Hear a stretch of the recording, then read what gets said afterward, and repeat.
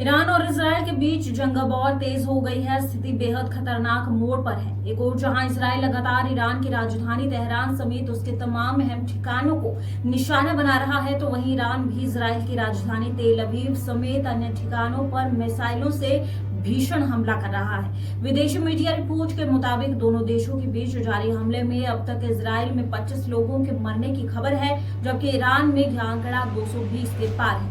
दरअसल इजराइल ने ईरान की राजधानी तेहरान को भीषण रूप से हिट किया है। ईरान के न रुकने पर इजराइल ने पूरे तेहरान को आग में जला देने की धमकी भी दी है। इजराइल का दावा है कि ईरान का तेहरान शहर पूरी तरह से उसकी जद में है। वहीं इस बीच ईरान और इजराइल की जंग में अब अमेरिका की एंट्री होते हुए भी दिख रही है।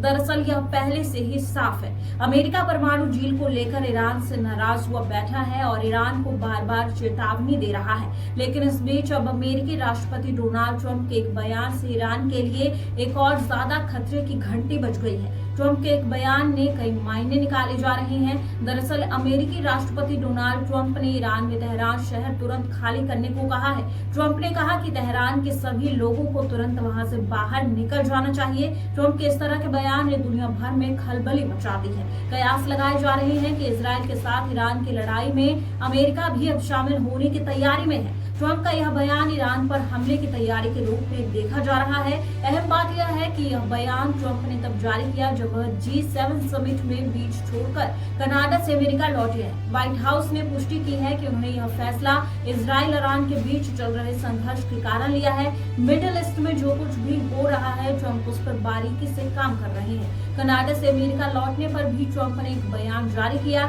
जिसमें उन्होंने कहा कि मैं कनाडा से ईरान और इजराइल में सीज फायर कराने के लिए नहीं लौटा हूं। मेरा मकसद इससे भी कुछ बड़ा है, जिसका किसी को कोई आइडिया नहीं। डोनाल्ड ट्रंप ने ईरान को परिणाम भुगतने की चेतावनी दी है। इजराइल के साथ लड़ाई में ट्रंप ने कहा कि ईरान यह युद्ध नहीं जीत रहा। इससे पहले कि बहुत देर हो जाए, ईरान को तुरंत बातचीत करनी चाहिए। ईरान के पास अब केवल बातचीत ही रास्ता है। ट्रंप ने कहा कि ईरान को उस सौदे पर हस्ताक्षर करना चाहिए था जिस पर मैंने उसे हस्ताक्षर करने के लिए कहा था। यह कितनी शर्म की बात है कि ईरान नहीं माना और मानव जीवन की बर्बादी पर बढ़ गया। ट्रंप ने कहा कि मैं साफ शब्दों में कह रहा हूं कि मैं ईरान में कोई परमाणु हथियार नहीं देखना चाहता हूं। ईरान के पास परमाणु हथियार नहीं हो सकता।